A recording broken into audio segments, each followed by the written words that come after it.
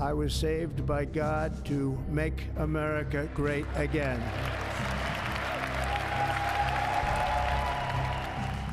Buckle up, he's back. Donald Trump is in the White House again, and with the eyes of the world on him, what did we learn about what this presidency could mean? That's what we'll be hearing on this episode of the BBC's daily news podcast, Newscast. Hello, it's James in the studio.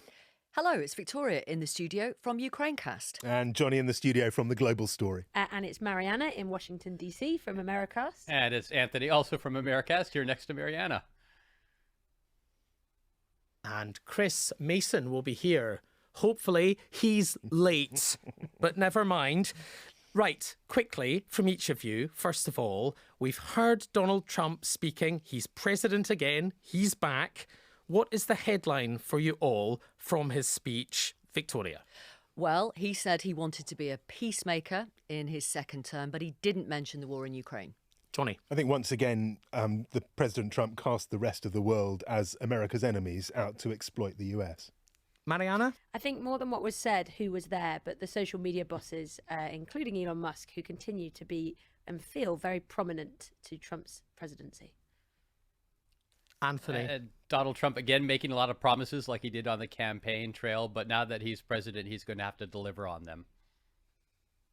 Chris was late, so he doesn't get to contribute. Now, Anthony and Marianna, before we get into the specifics then, from the speech, you're obviously in Washington. What's it been like? How's it been today? What's the atmosphere? Actually, the city is a little emptier than I thought it was going to be. I've been to a lot of these inaugurations, outdoor inaugurations, and there have been huge crowds of people, and it's been really hard to get around. The metros have been crowded. The streets have been crowded. I drove in here this morning, and it was pretty dead. So the indoor cold weather inauguration seems a lot less kind of expansive than I think we're used to in this town. One thing that I've really noticed is, that the MAGA hat sort of dotted about, like you'll be in a cafe and someone will have just put their MAGA hat down, or there's a whole range of different people, particularly younger people actually, who seem to be here, excited about Donald Trump, were perhaps attending the rally yesterday or just want to be in town. And that perhaps speaks to this feeling that certainly during the election campaign itself, Donald Trump succeeded in reaching a whole range of different demographics, including younger people and younger men in particular. And you can kind of feel their presence sort of out and about, perhaps in a way that was different to the last inauguration. Mm-hmm.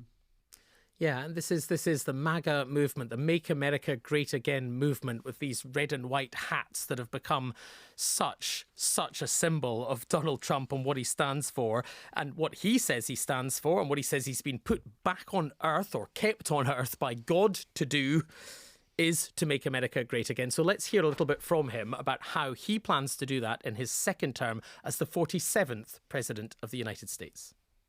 My recent election is a mandate to completely and totally reverse a horrible betrayal and all of these many betrayals that have taken place, and to give the people back their faith, their wealth, their democracy, and indeed their freedom.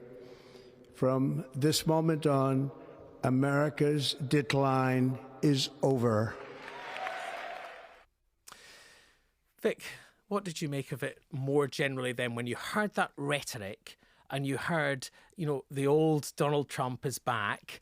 What was your takeaway? Well, I thought his delivery was quite low energy, but what he was saying, some of what he was saying was absolute dynamite. Take the Panama Canal back.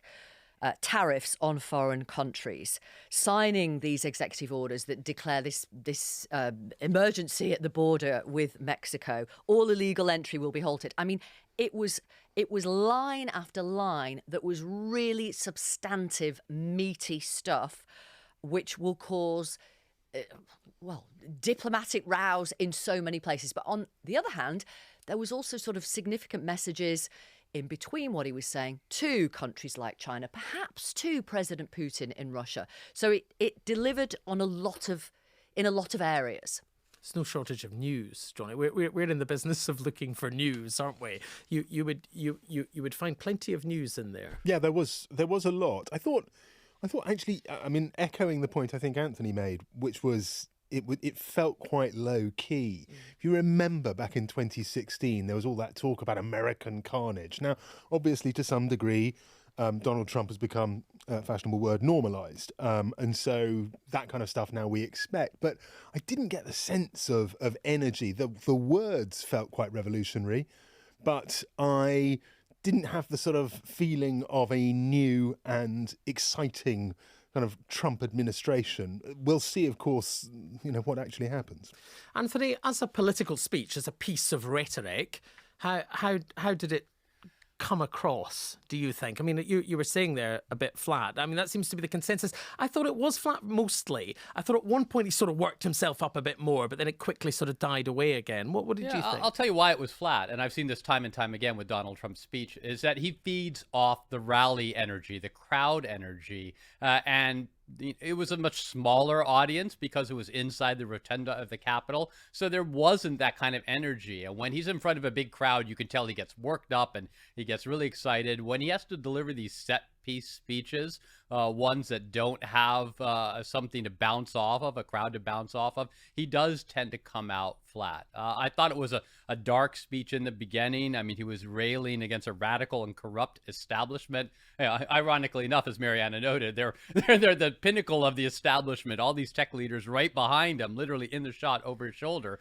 But he's railing against the establishment. And then he kind of turned it into what's more like a State of the Union address, which was a laundry list of things he was going to do. He ticked off executive actions on immigration, on energy, on recognizing that there are only two genders, men and women. He kind of weighed into what he was going to do. And then he ended on a kind of a triumphant, upbeat measure. And one of the things I found particularly interesting was he said that the United States was going to be a growing nation again. And he talked about growing wealth, but he also talked about expanding territory. I mean, an American president talking about expanding the territory of the United States, as we already mentioned, the Panama Canal, but obviously he's talked about Greenland and even Canada in the past. I mean, at least my ears perked up, and I imagine a lot of people around the world, when they hear kind of territorial expansionism from a U.S. president, would be struck by that.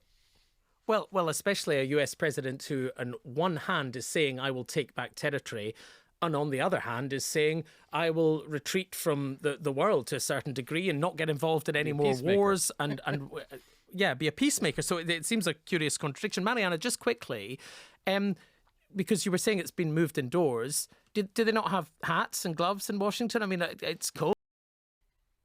It is actually... It is quite cold. It's kind of survivably cold, but if you're not outside for a prolonged period of time.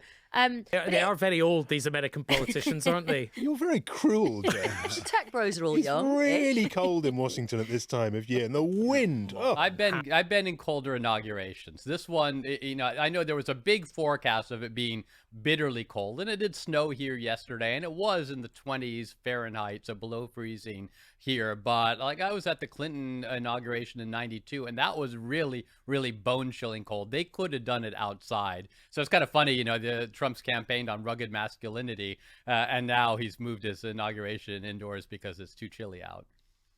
Good point. Right, let's get into some of the substance. Let's start on the border. Front and centre, not really any surprise there, Anthony. A series of policy announcements. What should we take note of? What mattered most? Well, declaring a national emergency at the border. That means he's going to be able to use U.S. military to put them on the border. The talk about reinstating Remain in Mexico, which is people who are applying for asylum can't come to the United States and wait for those claims to be processed. They have to stay in Mexico. And actually something that happened really, really quickly, almost as soon as Donald Trump became president, they turned off this app that people have on their phones to apply for asylum from wherever they are, and then they get an appointment and can come into the country or come to a border checkpoint and get that appointment processed. About 30,000 people had appointments over the next few weeks. All of those appointments now are canceled, and they were coveted things. Those were a way for people to get asylum and come here, and they must have felt like they won the lottery getting an appointment, and now all of that is up in smoke with the new administration. And Marianna, related to that, there's this talk of mass deportations. for people who are in the country illegally. There's various estimates. Some estimates I've seen put that number at about 11 million people in the country illegally. Donald Trump says he's going to deport millions and millions of people at the same time as trying to grow the economy. Lots of these people work in the American economy. I just wonder how divisive and how practical Americans see that promise as being. I mean, some obviously very, very fervently supportive of it, some concerned. Yeah, and I think it's one of those messages, one of those topics that in the kind of social media world I spend far too much of my time hanging out in. It tends to cut through, either because you feel very strongly that you are supportive of the idea of these kinds of deportations, or because you very strongly feel as though you don't like them. And it's for that reason that, you know, if you look on a site like X, which is owned by Elon Musk, but actually it's been the case on other social media platforms too, this messaging around immigration as perhaps a solution to other issues that people are experiencing is something that has really succeeded for Donald Trump's campaign in cutting through to people. And so you can imagine, as I've certainly seen already online, people are very praising of what he's said so far, both yesterday and in the speech today as well, about immigration. But I think what's interesting is to think about how that plays out going forward, because exactly like you say, James, there's this question of, well, why do people care about immigration in this way? And there are some people who, this is about jobs, this is about money, this is about feeling like they're being kind of treated fairly in their own nation and so on. How much will the things Donald Trump is proposing succeed in delivering the things that they would feel in their day-to-day lives that would make them think, oh, this worked? And so you wonder to what extent some of this might end up playing out online as, you know, you see these video clips of people being deported, you see the kind of moments often that some people find very distressing, other people think is a deterrent. You see those unfold and you think, that's done then. And then there are other things that Donald Trump might turn to try and deal with issues like how expensive food is, or getting jobs and stuff like that. And you wonder, to what extent he'll really follow through with these things, because they could include trade-offs that affect people in ways that he might not want. Can I ask Marianna and Anthony, do you think we are going to see enforcement officers going into towns and cities and literally yanking people out and, I don't know, taking them back to the border? Is that are we going to see images of that? It seemed like that was a very likely possibility. There had been word leaked out that there were already raids being planned where in cities like Chicago and here in D.C. and New York, that immigration enforcement would go into neighborhoods, go to places where the government knows there are large numbers of undocumented migrants, particularly ones maybe who have some kind of criminal record, and they would not only deport those people, but anyone else they found who was undocumented as well, round them up in these big nets. Now, the latest word was that these planned raids that were supposed to start maybe even today, they've been put off a little bit, but just last week there was a raid in California, in the Central Valley of California, which was kind of viewed as a test case, and they went into a workplace and they rounded a bunch of people up. So I think we could see that going forward. Now, there was a link early in the speech between spending money, as he put it, spending unlimited sums, I think he said, protecting foreign borders, but not protecting American borders. Vic, obviously you've talked a lot on Ukrainecast about what a Trump presidency might mean for Ukraine, for Russia, for the region in general. Do you think that was Ukraine that he was referring to there? I mean, it could easily have been, couldn't it? On the face of it, that could lead people in Ukraine to think, OK, he really is going to pull the plug when it comes to continuing support in terms of dollars, in terms of weapons. But then we have spoken to enough people who have worked with him in the past who just cannot see it happening. For example, the former head of NATO, Jens Stoltenberg, told us on Ukrainecast, look, it was Trump in his first term who first delivered lethal aid to Ukraine when Russia invaded Crimea. It was Trump in his first term, under that first term, that we saw more NATO allies upping their defence spending. And they just can't see Trump walking away, and it may be wishful thinking, because he wouldn't want to be seen as a loser. And if Ukraine is seen to have lost, that's just not Trump. He wants to be a winner. I wonder if there's an extent to which Vladimir Putin's in a different position now than he was previously as well. If you look at what's happened in the wider world, if you look at the Middle East, if you look at the weakening of his allies in the Middle East, the collapse of the regime in Syria, the weakening of Iran as well, related, I suppose, that maybe what people thought Donald Trump might have done to a Putin who appeared to be strong and winning. Yep. I mean, you can have an argument about whether he nonetheless is still winning the war there. I don't know if that plays into this about whether who is weak and who is strong, which does seem, as you rightly say, to be so central to how Trump sees the world. I mean, if you look at the Middle East, you might have argued Israel was in a stronger position than Hamas after 50 months of this war. And yet Trump's Middle East envoy went, by all accounts, to Netanyahu on the Sabbath and read the riot act to him and effectively, banged heads together and said, you need to sort this by the 20th. It is possible he could do the same with Ukraine and Russia, is it not? Yeah.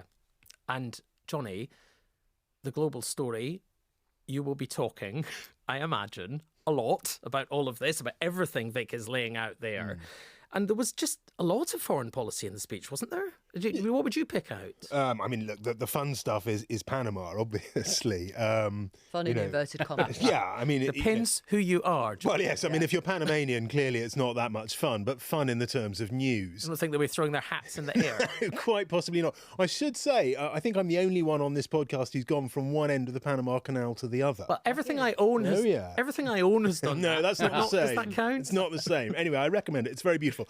Look, and there was this, we are taking it back because we didn't give it to China, we gave it to Panama and China is running it. And look, everyone will be jumping up and down and saying, hey, look, it's crazy Don all over again, no doubt about it.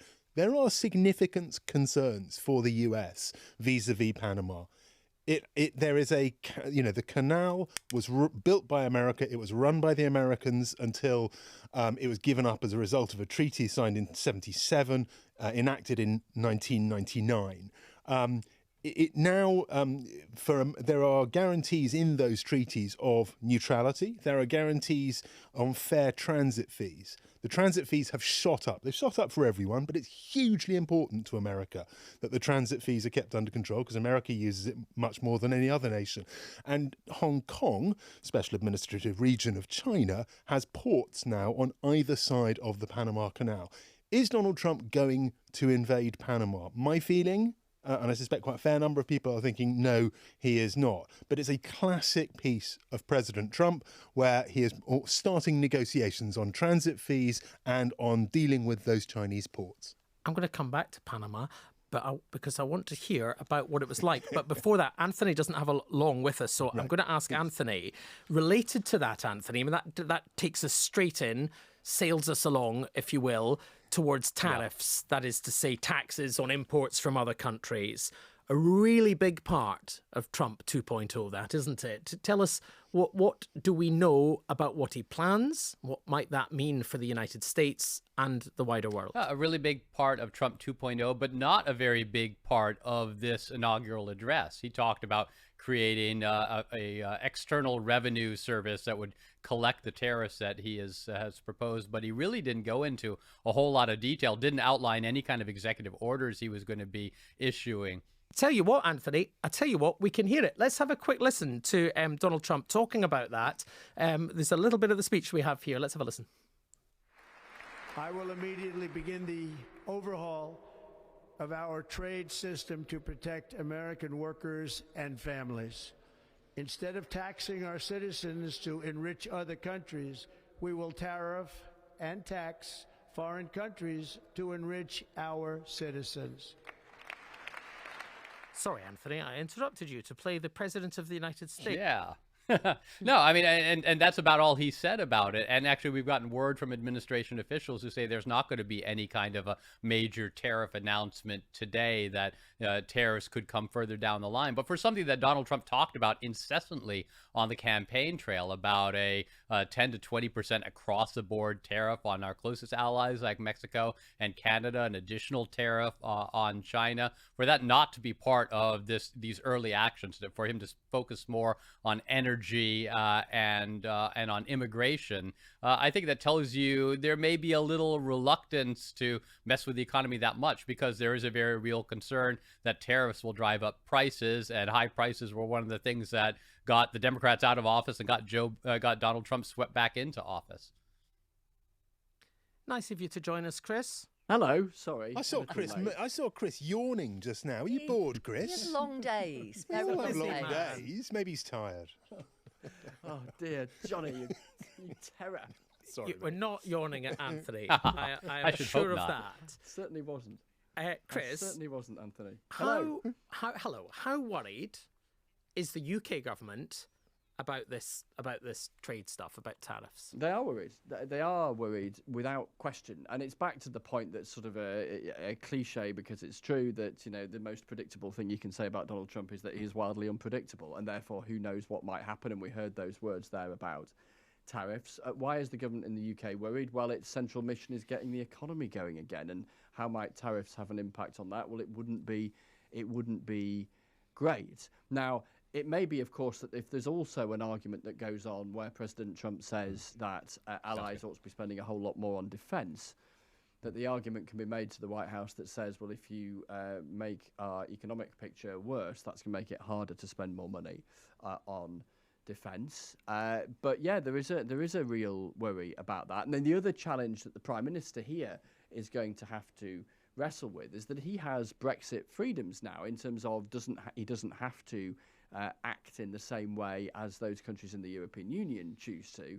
But at the same time, that creates a bit more political jeopardy, because there's more room for manoeuvre. So how close does he tack to the European Union? He's got this quote-unquote reset planned with the EU. He's going to Brussels in a few weeks' time, versus his stance, his posture towards Washington. And we expect the Prime Minister to head to the White House in the coming weeks or so, as and when that invitation comes. So yeah, there is concern, no doubt about it, about that. And then there's a whole host of other issues as well as the kind of, to put it gently, considerable character differences between the new US president and the UK Prime Minister. That is gentle.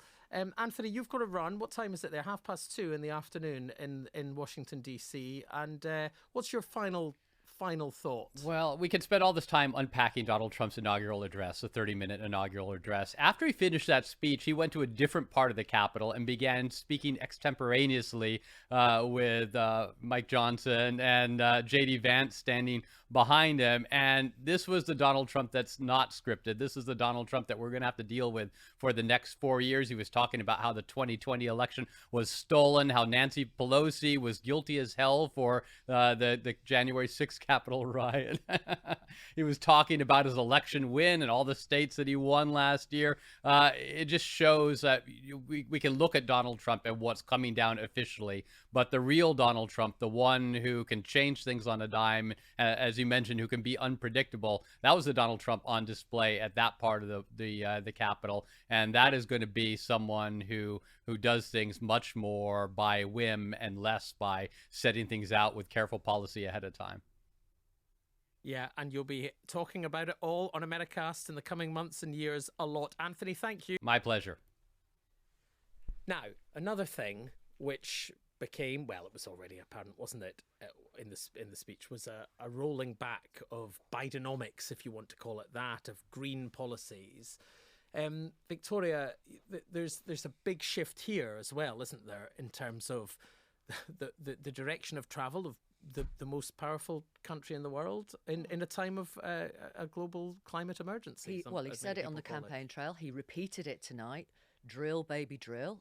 It's going to start now. He said we are going to exploit the largest amount of oil and gas of any country on earth. It's going to bring down energy prices for Americans. And he also said, and we're going to export US energy all over the world. Liquid gold, he said, would make us wealthy. Revoking the Green New Deal, revoking EU mandates. I mean, it couldn't be more in contrast to, for example, the UK government's approach and a lot of European governments' approach. But it's a sovereign nation. He can do what he wants. It couldn't be more different, Chris, could it? To the in fact, did Labour really, to a certain extent, did they not build their economic policy and their plans for growth on on essentially model them on President Biden's shift to a greener economy? Yeah, they did. So where does that leave them now? Well, quite. So Rachel Reeves, the Chancellor, talked about securonomics, this idea that I never knew what that meant. Well, in essence, it was about in a dangerous world, but also in a world where there is going to be a challenge over the next generation around switching away from fossil fuels, that you put a huge amount of state spending, borrowing, into turbocharging those industries of the future, with the aim being that you become a world leader in those industries, and over time it pays economic as well as environmental and other dividends. Now, that was at the heart of the Inflation Reduction Act in the United States under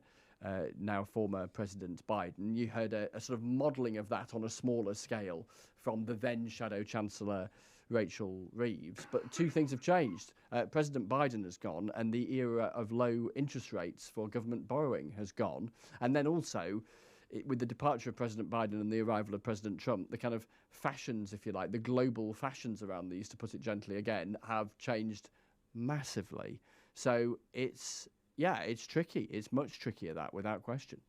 Marianna, the voters that you monitor on social media for Americast and others, what bits of the speech are popping up there? What are you seeing?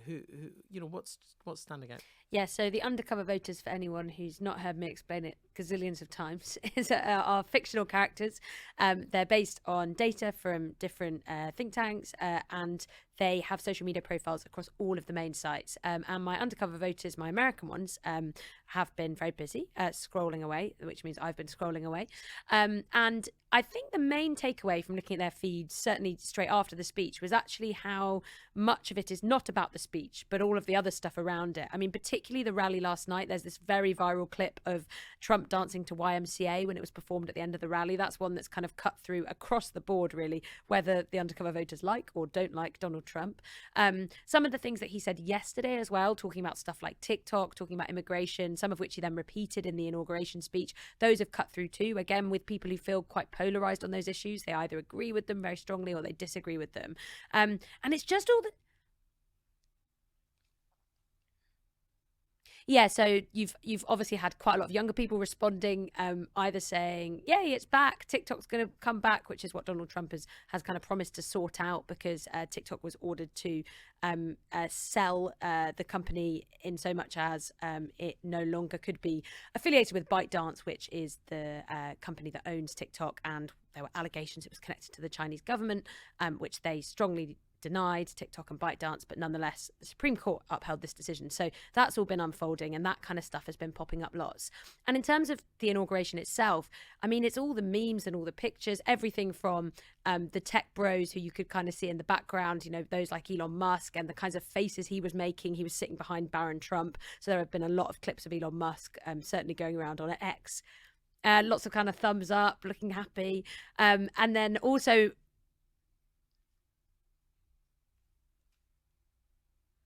loved it. Yeah, he was loving it. Yeah. And then also, I was going to say the kiss. I was going to say Melania's hat.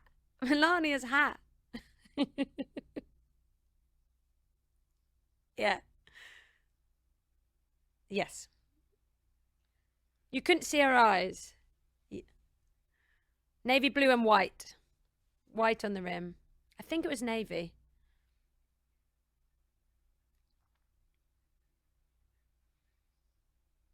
Yeah. He managed to get round the edge.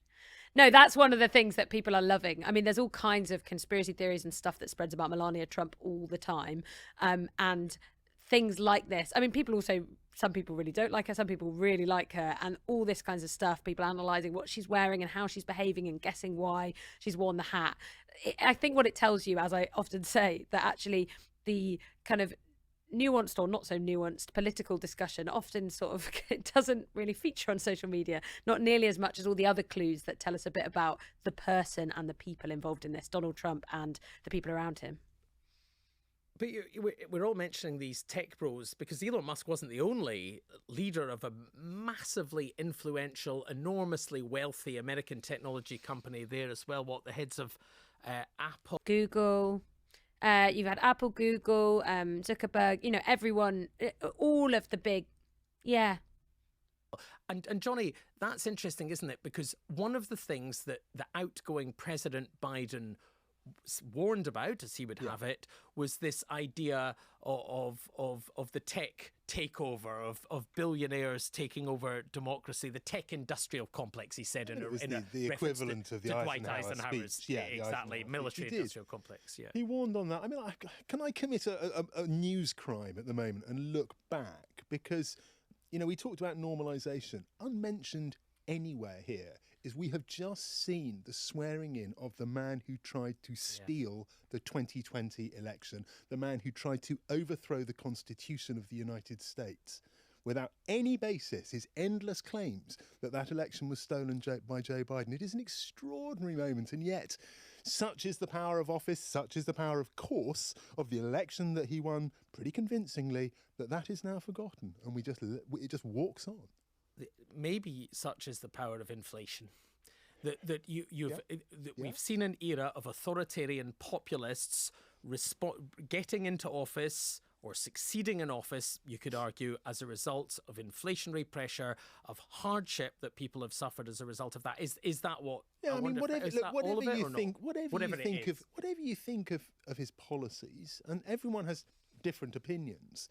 That it is without doubt that he tried to steal the election and that he tried to overthrow the Constitution. And it is entirely unmentioned. Well, you're right to mention it. In historical terms, this is an aberration. This is an extraordinary return for someone who, as you say, did not accept the democratic process or tried not to accept it. Chris, Boris Johnson was one of the people that the team here, the Newscast team, all spotted.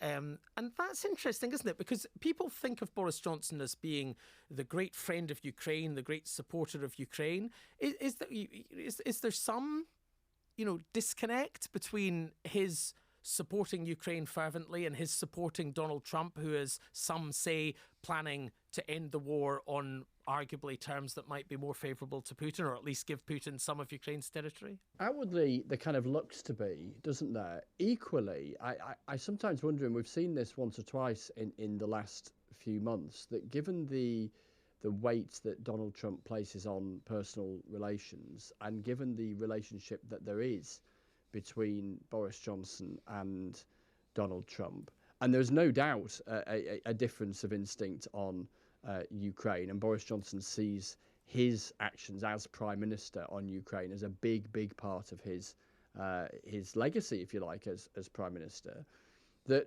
potentially, if in a rather unorthodox way, given that there isn't any significant difference of opinion on Ukraine between Keir Starmer and Boris Johnson, there's been a consistency of UK government position on Ukraine going through several Prime Ministers now in the last few years, that potentially as a sort of point of contact and a trusted trusted exchange between the two of them, that it may take Keir Starmer some time to build up, may perhaps never be built up to the same extent, that could actually be quite useful as far as Britain's posture on Ukraine is concerned, even though Boris Johnson is, it's been a while and there's been a few prime ministers since him. What's your take, Vic, from a Ukrainecast perspective? Ukrainians really do love Boris Johnson. They really appreciated the support in terms of moral support, in terms of financial support, in terms of weaponry support that he gave to Ukraine. There are babies named Boris in Ukraine. There are streets that have been named after him. I have no idea if Boris Johnson has the ear enough of Donald Trump to persuade him to continue supporting Ukraine with dollars. I literally don't know. But as Chris says, Donald Trump loves those who are loyal to him, and Boris Johnson is loyal, apart from on the Ukraine issue, to Donald Trump. Now, there's one other thing. We're going to wrap up quite soon, but there's one other thing that was sort of threaded through bits of the speech, and that's what you might call the culture wars.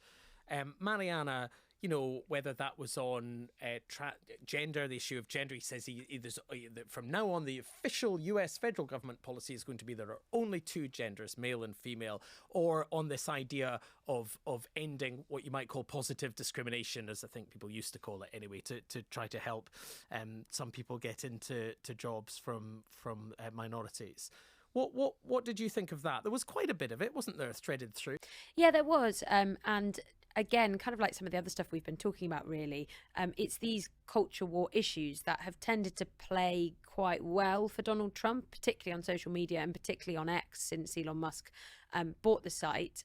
Issues like the issue of gender, but also then talking about diversity, equality, inclusion, all of those kinds of issues are things that pop up time and time again and that people seem to feel very strongly about. And you know, all of this actually boils down to the recommendation systems on the social media sites, which ultimately are all about emotions. It's all about how people feel about stuff. And Donald Trump has a pretty good track record of kind of figuring out how people feel about stuff and appealing to that and talking to it. So it came maybe as not that much of a surprise that those things popped up. People might remember that advert during the election campaign where they spoke about Kamala Harris and kind of making fun of the issues of pronouns and saying, you know, she's out of touch with the people and I'm not. And it feels as though that's the route that Donald Trump is going down in terms of the, you know, we disagree with this way of looking at the world and you should be able to say what you want to say and people shouldn't be telling you what's what, that sort of thing. And again, it plays out well online. How much that then actually counts towards other things that people care about, particularly in their day-to-day lives, like we've been talking about, the economy, other issues they care about, immigration as well, is a kind of different story. But it certainly captures the attention that I imagine Donald Trump would be quite happy about. Yeah, and it's interesting, Marianna, isn't it? Because we're talked about Donald Trump's election victory here in terms of, I mean, he calls it a landslide victory. It was not a landslide victory. That's not true. It was a more impressive victory than last time. He did win the popular vote this time, but he won it by 1.5%, and fewer than 50% of Americans who voted actually voted for him. So while I'm not trying to take away from his victory, clearly he's done well and he's back in the White House. Yet again, we come back to the same thing that is the theme so often in Americast, isn't it? This is a country divided right down the middle, and we're going to see that for the next 4 years. Yeah, and I think so much of it is about, like you say, it's not necessarily that there was this huge avalanche of a victory, which there wasn't, even though Donald Trump kind of pushes that idea a lot of the time. Instead, it feels like there's this kind of culture shift or this mood change, perhaps, and it's what I was talking about when you're seeing people with the Make America Great Again caps, and people kind of quite openly and happily supporting Donald Trump, maybe in a way that some of them wouldn't necessarily have been wandering around in DC doing before. And I think some of that speaks to just like the way that the campaign was run and who they managed to reach and how they managed to kind of get these issues on the radar. You know, we've seen football players doing Trump's dance to celebrate goals. We've seen that kind of mainstreaming of a lot to do with him, almost like it's kind of cool again. And I think that is a little bit of what we're feeling, even though it's not, as you say, James, some kind of overwhelming majority of support in the country for Donald Trump. In fact, it's very polarised and divided on all kinds of issues. Right, I've got one more question. Victoria needs to go in a minute. I'm sorry, No, it's Victoria. fine. She's got Don't Newsnight apologise. to present. It's not on for 3 hours. Well, nonetheless, very busy, big day. Chris, did you know you missed the start? Well, you missed this. I'm sorry, I Yes, did. never yeah. mind. At the start, we all talked about what the headline was from this. For you, what's the headline? What's the big takeaway? What's your big thought, Chris? What's your big thought? The sentence that struck me was unifier and peacemaker. From what we heard from the president. The perspective from where I sit at Westminster is how on earth does any government, and then in this context, this government in the UK, come to deal with someone as different a character and as different in his political instincts as Donald Trump is from Keir Starmer. That's not a wildly original thought, of course it isn't, but it is ultimately the one that matters, I think, in terms of the UK and the forthcoming years. What kind of relationship is built up between the two men? What kind of relationship is built up between the two governments? And how does Keir Starmer, deal with this new occupier of the White House, whilst at the same time trying to reset the UK's relationship with its nearest neighbours in Europe. That is going to be fascinating to see play out, because the world has changed today. Let's be clear, and therefore how the UK deals with that world is going to have to change, and we're going to see that starting straight away. Would another state visit help? Yes, it perhaps? would, and I think it'll Yes. happen. Yeah. Oh, do you? Yeah, I do. Right. The question will be when that card is played. Is it played early or is it held on to for a little while? I think it's a near certainty that will happen. It's a case of when it happens. That's definitely a card in the British diplomatic pocket that will be wielded. Good point. Very interesting. For me, I agree with Jonny. I thought the line an America that expands our territory was really extraordinary and an amazing portent potentially of what's to come. Certainly an interesting headline. Right. Have we missed anything? This is your last chance. Anyone got anything else to say? Can I just ask a question? All those billionaires that now have the ear of Trump, does anybody really think they are there, they care about the interests of the American people? Or is it only about their own business interests? You can be so cynical, Vic. I mean, you don't have to answer it. I just want to put it out there. It's what we call a rhetorical question. Thank you. Victoria Derbyshire. It's interesting, isn't it? And then how does the president square those alliances, at least for as long as they last, with those billionaires, with the central pitch of his election campaign, which was talking to people with vastly less than $1 billion rattling around in their back pocket? So yeah, it's a fascinating dynamic, isn't it? Also, to add to what Vic just said there, but so much of Elon Musk, for example, has built his entire platform on X around this issue of freedom of expression and concerns that the old owners of Twitter were, in his kind of eyes, in bed with the government, were aligned with them, were censoring people. He's now close to the man who is president, so he's very much aligned with the government. How does that kind of all unfold in terms of this like anti-establishment perspective he feels he's taking when now they are the establishment effectively? Yeah, and are people angry with the establishment politically, or are they angry with the capitalist establishment as well, in terms of the economic establishment that these tech giants represent? I mean, these too many questions. That's enough. Yeah, enough rhetorical enough questions. For Enough one rhetorical podcast. questions. The end. We should have just stuck with yours. Right, everybody. Thank you very much.